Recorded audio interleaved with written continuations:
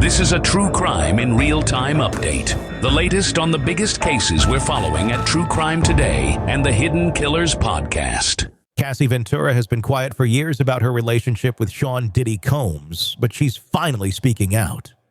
And the story she's telling isn't one about a fairy tale romance or the glamorous world of music and luxury. It's a story of manipulation, violence, and exploitation. It's a story that sets the stage for one of the highest profile trials in recent memory, as Combs faces charges of sex trafficking, racketeering conspiracy, and transportation to engage in prostitution. The world is watching, and Cassie's testimony may be the key to determining whether these charges hold water. Their relationship, which spanned from 2005 to 2018, was anything but ordinary. On the surface, it looked like the kind of relationship that people might envy. Cassie Ventura, an up-and-coming pop star, and Sean Diddy Combs, one of the most powerful moguls in the entertainment industry. She was signed to his label, Bad Boy Records, and soon became his girlfriend. Combs, a man known for his iron grip on both his business empire and personal life, wasn't just her lover. He was her boss, her mentor, her gatekeeper to the music world.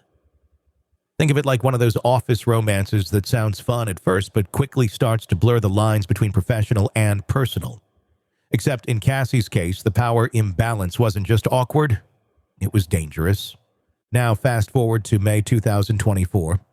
A bombshell video surfaced showing a heated altercation between Cassie and Combs back in 2016.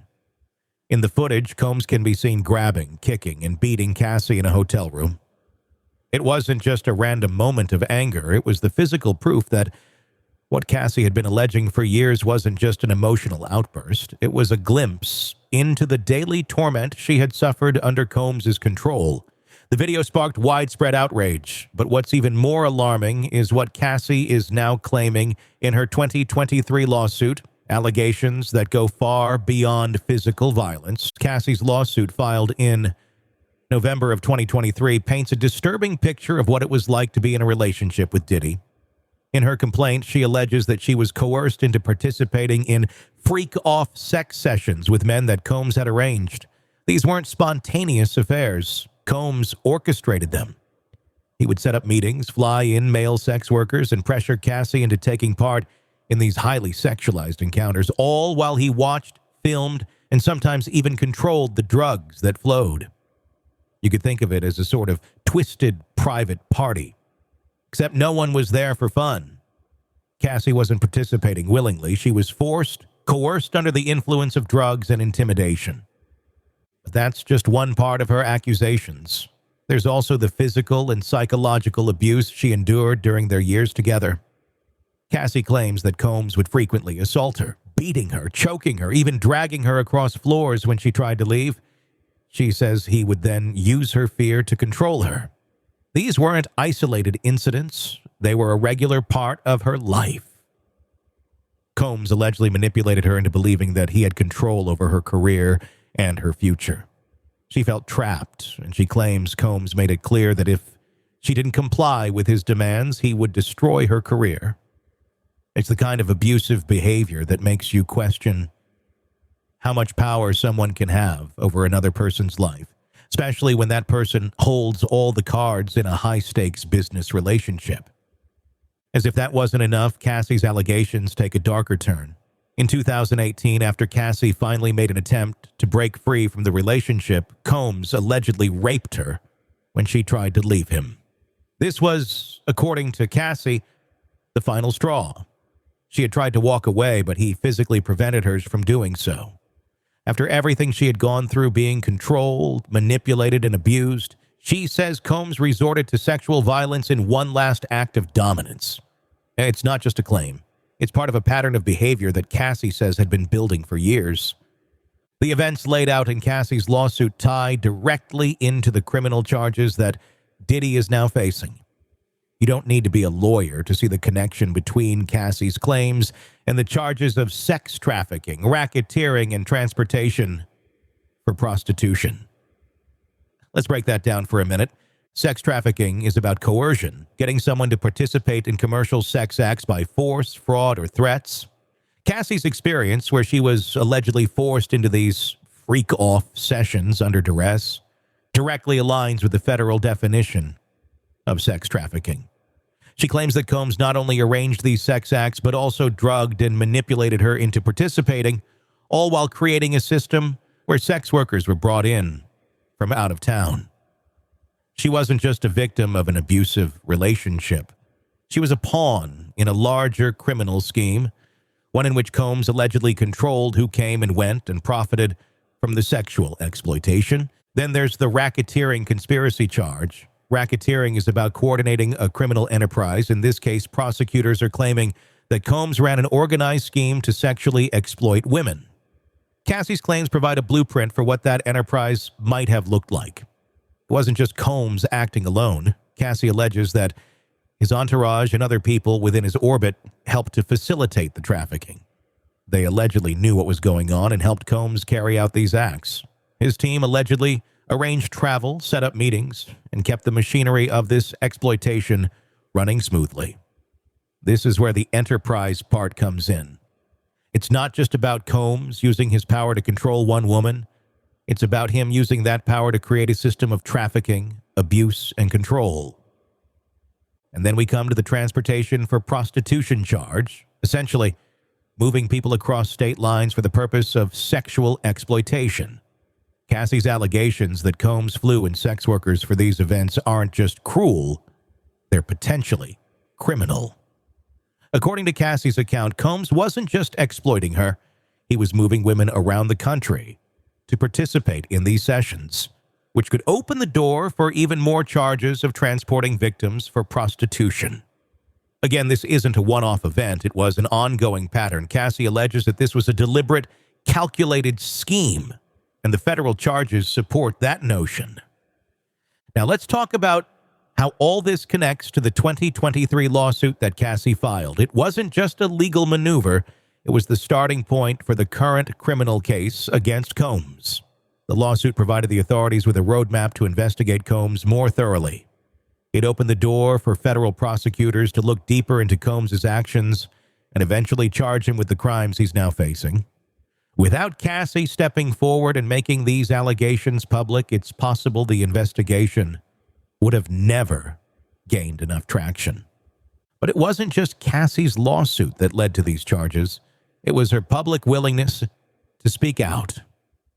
By filing the lawsuit and laying everything bare, Cassie set the stage for what would eventually become a full-blown criminal investigation. The allegations weren't just heard, they were investigated, and they led to federal charges. In a way, Cassie's decision to come forward was the spark that ignited this fire. The details of her allegations were crucial in forming the basis of the federal case. Prosecutors tied her claims of coercion, trafficking, and assault directly to the charges against Combs. For example, sex trafficking allegations matched perfectly with her experience of being forced into commercial sex acts. Her allegations of being transported across state lines for these events were a perfect fit for the Mann Act violations. It was the details she provided about her involvement in these freak-off sessions, about the physical and psychological abuse, about the way Combs orchestrated it all, that made the case come together. At this point, there's no going back for Diddy. The federal charges aren't just about defending himself against accusations. They're about defending a whole pattern of behavior that allegedly went on for years. Cassie's claims weren't just incidental. They were the heart of the case. And in many ways, she's the centerpiece of the trial. Her testimony could serve as the key to unlocking the truth of what really happened between her and Diddy and what other women might have gone through at his hands. But the story doesn't end here. Cassie's testimony is just one piece of a much bigger puzzle. And as we move forward into the next chapters of this saga, we'll look at how Ventura's testimony fits into the larger legal picture and how it could make or break the case. Because what she's about to say in court might be the thing that changes everything. And with that, we leave you at the edge of the story. Stay tuned because the next chapter is just beginning. Cassie Ventura's decision to publicly testify in the case as against Sean Diddy Combs is not just a brave move. It's a pivotal moment in the trial that will undoubtedly shape the direction of the entire case. We've seen countless high-profile trials where victims remain behind the veil of anonymity, but Ventura is not following that path. She's made the decision to stand in front of the world, publicly naming herself as Victim 1. This is not a decision taken lightly, especially when the stakes are this high, and the scrutiny that comes with such a decision is nothing short of overwhelming. But what Cassie is doing is far from just telling her own story. By testifying under her own name, she's setting a precedent that is not only significant for the case, but also for the broader conversation about abuse, exploitation, and the courage it takes to speak out. Think about it for a second. When victims testify in high-profile cases, there's always a risk of their names being dragged through the mud. The defense often attacks the credibility of the accuser, questioning their motives, their past, and even their character. In Cassie's case, however, she is putting herself out there, not just as a victim, but as a public figure. This is someone who has built a career, been in the spotlight, and yet chose to reveal herself as a victim of exploitation. By testifying under her own name, Cassie is showing the court and the public that she has nothing to hide. She's saying, "This happened to me, and I'm not afraid to talk about it." That decision on its own adds a layer of credibility that no anonymous witness can provide. What's even more significant is that her decision sets a precedent for the entire case. There's always a risk in these types of trials that the victims can be painted as anonymous figures, someone who isn't there, someone whose story is just a voice in the dark. Cassie's public testimony changes that dynamic. She is stepping forward and saying, "I am not invisible and my story matters." This has the potential to humanize the case in a way that it might not have been otherwise. When you hear from someone who is willing to put their name on the line, it shifts the narrative. The jury won't just see a faceless accuser. They'll see Cassie Ventura, a woman who's publicly named her abuser and who is prepared to face him in court. Her decision to testify publicly also serves as a powerful message to the other victims in the case. It's one thing to testify anonymously, but it's another to have a public figure like Cassie lead the charge. This is an example of courage that could inspire the others to feel more empowered in their own testimony. It's not just Cassie's testimony that matters. It's how it paves the way for others to follow. It sets the tone for the entire case. Her choice to testify with her name attached to her allegations sends a message to the jury. If she can face Diddy in the courtroom, so can they. Cassie's decision to testify isn't just about standing up to a man who has allegedly abused her. It's about taking ownership of her own story and demanding justice. In a way, her testimony empowers others to step into the light as well, even if they remain behind a screen or pseudonym. When you think about it, her courage helps to elevate the entire case because it says loud and clear that the victims deserve to have their voices heard. It's not just a legal matter, it's a statement about taking control and demanding accountability. Now, as for the impact of her testimony, well, that's where the real weight of the case lies. Cassie's firsthand account of her experiences with Diddy is not just a story of physical abuse or emotional manipulation. Her testimony is the key to unlocking the charges of sex trafficking, racketeering conspiracy, and transportation for prostitution that Combs is facing. If you think about it, these charges are about more than just isolated incidents. They paint a picture of a long-running scheme, a system of manipulation, coercion, and exploitation. And Cassie's story is going to connect the dots between the abuse she endured and the criminal activities Combs is accused of. Cassie's testimony is vital because it's not just a series of isolated accusations. It's a detailed and personal account of how the trafficking system worked. She's not just alleging that she was abused. She's describing how Combs orchestrated these sex acts, how he arranged for male sex workers to be flown in, how he allegedly used his power and influence to manipulate her into participating in these events. This is the kind of specific detail that the prosecution needs to paint a full picture of the criminal enterprise Combs allegedly ran. By putting those pieces together, Cassie can help the jury understand that this wasn't just an abusive relationship. It was part of something much bigger, something systematic. When you listen to someone like Cassie recount her experience, it's easy to see how her testimony becomes a core pillar of the case.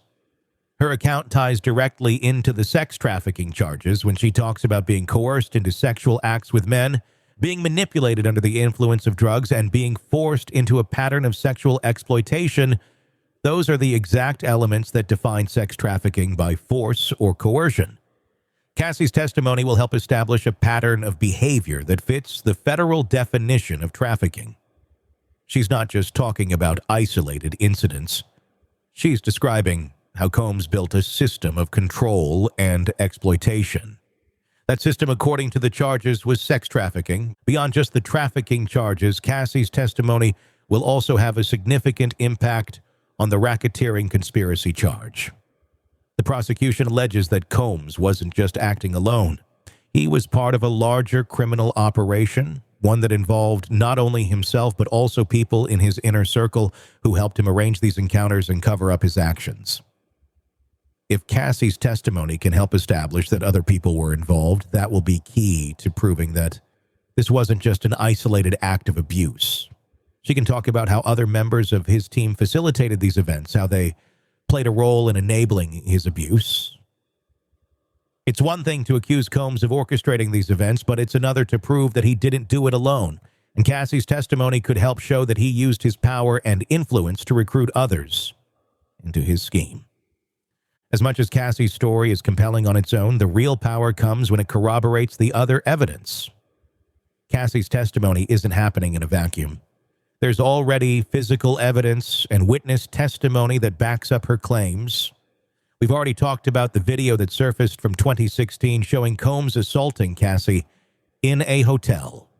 The prosecution can point to that video as clear evidence of abuse, a piece of evidence that can help show the jury that Cassie isn't just making things up. That video is more than just a snapshot of violence. It's a piece of the puzzle that shows how physical abuse was part of a larger cycle of control, intimidation, and fear. Cassie's testimony can help explain what was happening before and after that video was shot, how the violence escalated, how she was made to feel powerless, and how that all ties into the sex trafficking operation. And it's not just about the video, it's about how Cassie's account fits together with other evidence. For instance, the records of Combs flying in male sex workers for these freak-off sessions. Cassie can confirm those events, providing context that will help the jury see them not just as casual encounters, but as part of a carefully orchestrated plan. Those records will show that Combs wasn't just randomly making travel arrangements for these men. He was intentionally bringing them in for a purpose, to sexually exploit women like Cassie. The logistics of the trafficking are going to be made clearer by Cassie's testimony. She can speak to the deliberate nature of these events, how they weren't mistakes or miscommunications. They were planned, organized, and executed with intent. What's also critical about Cassie's testimony is how it ties everything together. We've got the victims, we've got the evidence, but it's Cassie's first-hand account that gives it the emotional and narrative weight it needs. Think of it this way. The details and documents are like pieces of a jigsaw puzzle, but Cassie's testimony is the image on the box that shows how all those pieces fit together. She's the one who can tell the jury how it felt to be manipulated, coerced, and controlled, how it felt to be trapped in a relationship where the person you loved was also the person who was destroying you. That's the kind of testimony that sticks with you. That's the kind of testimony that can help humanize the case for the jury. And that's what this trial comes down to. Cassie Ventura's testimony isn't just a recounting of events, it's a catalyst. It's going to shift the jury's perception. It's going to help them understand that this wasn't just an isolated incident and it wasn't just about a single abusive relationship. It was part of a larger system of exploitation and control. And that's the kind of story that the prosecution needs to tell if they want to secure a conviction. Without Cassie's brave decision to step forward, that story wouldn't be possible. As the trial progresses, Cassie's testimony is going to set the stage for the rest of the case. It's going to help the prosecution build its narrative, and it's going to strengthen the other victim testimonies as they come forward. The question now is how it will all play out in court. Cassie's bravery has already made a massive impact, but the real test comes when she's face-to-face with Diddy in that courtroom. And as we move toward the next phase of this case, it's clear that Ventura's testimony is just the beginning. There's a lot more to this story, and it's far from over. When you think about a high-profile criminal trial like the one facing Sean Diddy Combs, you start to realize that it's not just about the people involved, it's about the evidence, the victims, and the defense. And in this case, all of those elements are at play, creating a complex, multi-layered legal landscape. The case against Combs is a serious one, built on allegations that aren't just about a relationship gone wrong. They're about a long-running system of manipulation, control, and exploitation. For the prosecution, this is a story of abuse and trafficking. And they have a mountain of evidence that they argue connects Combs to a criminal enterprise. But as always, the defense is there to cast doubt, challenge the credibility of the witnesses, and break apart the prosecution's narrative. Let's break down the crucial pieces of the puzzle, starting with the key evidence that backs up the claims against Combs. First, there's the infamous 2016 hotel assault video. If you've been following the case, you've probably heard about this piece of evidence. It's one of the most damning and significant pieces of footage to come out of this trial. In the video, which was leaked to the public in 2024, we see Combs physically assaulting Cassie in a hotel room. It's not just a minor confrontation. This is physical violence that Cassie has been alleging for years. He's seen grabbing her, kicking her, and even dragging her across the floor as she tries to get away. There's no ambiguity in this footage. It shows the kind of abusive behavior Cassie has described in her lawsuit, and it's a key piece of evidence for the prosecution. This video provides a graphic confirmation of what Cassie has been saying about the physical abuse she endured during her time with Combs. It's the visual proof that validates the abuse claims, and it's a powerful tool in the prosecution's case. When you can show a jury actual footage of the abuse, it's hard to deny that it happened. And while the defense will likely try to argue that this was an isolated incident or that it doesn't represent the entire relationship, the video still packs a punch in making Cassie's story more real and undeniable. But the hotel video is just one part of the puzzle. The prosecution also has travel records and flight details that link Combs to the sex trafficking activities he's accused of orchestrating. These records show that over the years, Combs was flying in male sex workers for what he called his freak-off parties. This is where things start to get really interesting from a legal standpoint. These flight records aren't just random travel details. They show a pattern of organized activity, one that the prosecution argues was designed to facilitate sex trafficking. It's not just that Combs allegedly arranged these encounters.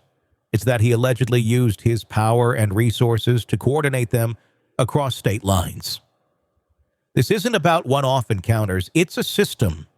The record suggests that Combs was actively involved in facilitating and organizing these sexual encounters, and they strengthen the claims that he used his entourage and staff to enable his activities. This is critical evidence for proving the charge of transportation for prostitution, which accuses Combs of moving people across state lines for the purpose of engaging in commercial sex acts. And when you see the flight details linked with Cassie's testimony about the trips she was forced to take, it starts to look less like an isolated affair and more like a well-orchestrated operation. Then there are the seized videos and documents that were recovered during a raid on Combs' property. Authorities reportedly found footage of these freak-off sessions. Video recordings that allegedly show Combs orchestrating the very things Cassie has accused him of. These recordings are crucial because they corroborate the claims of sexual exploitation that Cassie has made. They don't just back up the idea that Combs participated in these events. They suggest that he was deeply involved in directing and documenting them, essentially using video footage as a form of control. In many ways, these videos are evidence of the coercion that Cassie described. They show that Combs was not just passively watching these acts unfold, he was actively controlling the situation, even documenting the sexual acts for his own purposes. And in the world of criminal law, it's one thing to hear about an alleged act. It's another to have visual evidence that ties the accused directly to the crime. This footage may very well be one of the most impactful pieces of evidence, as it could show not just the acts themselves, but the system Combs allegedly created to exploit others. For the prosecution, this is gold, the physical evidence that links Combs directly to the criminal conduct. But as strong as the evidence may be, the prosecution can't make its case on evidence alone. The other critical part of this trial is the victim testimonies, particularly the testimonies of the other women who have come forward with similar claims against Combs. In a case like this, multiple victims are essential because they help establish a pattern of behavior. That's where victims 2, 3, and 4 come in. These women have not agreed to testify publicly. They've chosen to remain anonymous for personal reasons, but their voices are just as important to the case. Each of these women has claimed that Combs subjected them to similar forms of abuse and exploitation. Their stories align with what Cassie has alleged, and their testimony will add significant weight to the prosecution's case. They can speak to similar tactics, the same manipulation, and the same level of control Combs allegedly exerted over them. By hearing these other women's stories, the jury will be able to see that Cassie's experience wasn't isolated. It was part of a larger pattern of exploitation. The fact that there are multiple victims all telling similar stories is crucial because it makes the case that much more difficult for the defense to dismiss as a one-off personal dispute. The defense can argue all they want that Cassie is just bitter or that she's trying to get back at Combs for the way their relationship ended. But when you have multiple victims with consistent testimonies, it becomes harder for the defense to paint the case as a personal vendetta or a misunderstanding. These women are speaking out not because they want to attack Combs personally, but because they believe it's time to expose what they claim happened to them under his control. Now, you might be wondering, if the evidence is this strong, why wouldn't Combs' defense team just throw in the towel?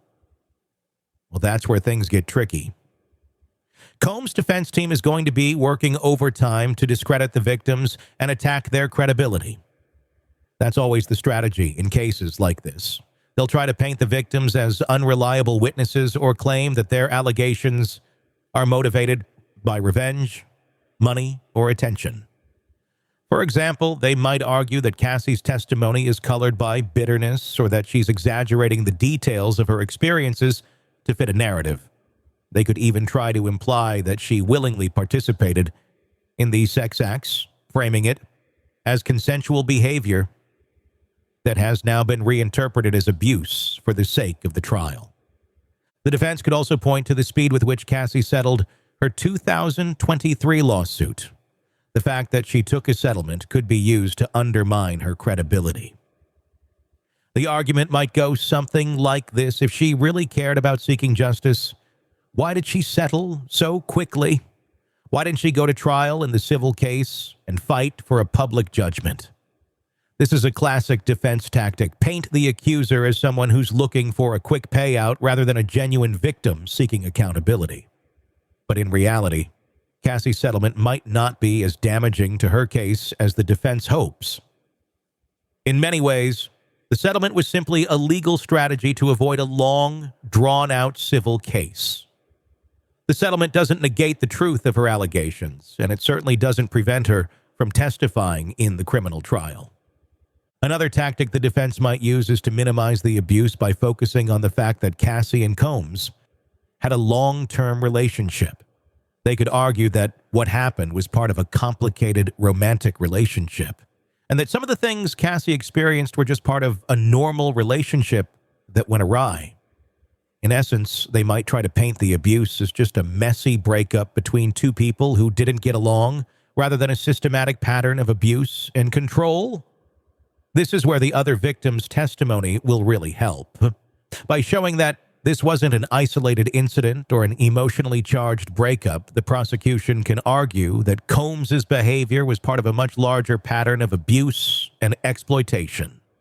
Legal experts are already weighing in on the case, and there seems to be a consensus that Ventura's testimony is going to be pivotal. If Cassie's story is credible, consistent, and corroborated by other evidence, it could form the backbone of the prosecution's case. Legal commentators are saying that even though Combs has a well-funded defense team, the mountain of evidence from the hotel assault video to the flight records and the testimonies of multiple victims makes this case much stronger than most people realize.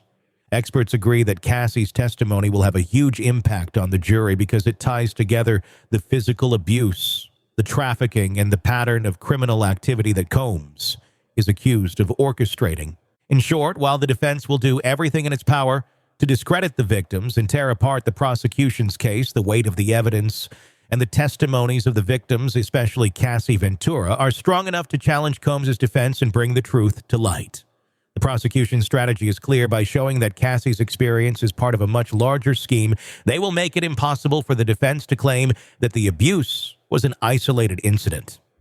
But of course, the trial is far from over, and with both sides gearing up for what's to come, the stakes have never been higher. In a world where the darkest secrets lie just beneath the surface. They said it was an accident, but the evidence says otherwise. Where hidden killers roam, unnoticed, in the shadows. I think you would definitely be looking at a blend of toxic, very bad narcissistic personality traits, and they will be vengeful and possibly resort to violence. Join Tony Bruschi as he uncovers the truth behind the most chilling cases. They said it was an accident, but the evidence clearly says otherwise. Each episode, we dig deep into the minds of those who commit the unthinkable. To your point on narcissism, he thinks in his own mind how witty he is. Yeah. But he lost that jury. I was done with him in 2 minutes. From unsolved mysteries to infamous crimes. Geez, you've just talked about how you taught yourself how to do everything under the sun.